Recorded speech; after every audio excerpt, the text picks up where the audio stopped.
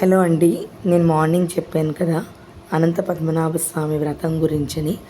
ఇది మాకు తెలిసిన వాళ్ళ అబ్బాయి వాళ్ళ ఇంట్లోని చేసుకున్నటువంటి పూజ.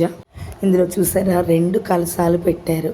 యమునాదేవి కలశము, అలాగే అనంత పద్మనాభ స్వామి దర్భలతోటి ఆదిశేషుని తయారు చేశారు.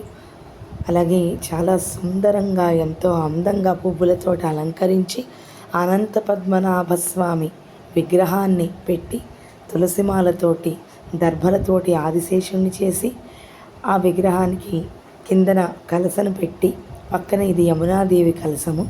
ఈ కలసతోటి పూజ చేసి 14 రకాల పళ్ళు 14 రకాల ప్రసాదాలు పెట్టి ఎంతో చక్కగా పూజ చేసుకుని మనందరికీ కూడా ఆ స్వామి దర్శనం కలగాలి, ఆ స్వామి యొక్క ఆశీస్సులు కావాలి అని చెప్పి ఈ ఫొటోస్ అవి నాకు షేర్ చేయడం జరిగింది. నేను మీ అందరితోటి స్వామివారి యొక్క ఆశీస్సులు మీకు కూడా కలగాలని ఈ వీడియో పెడుతున్నాను. Please like, share and subscribe.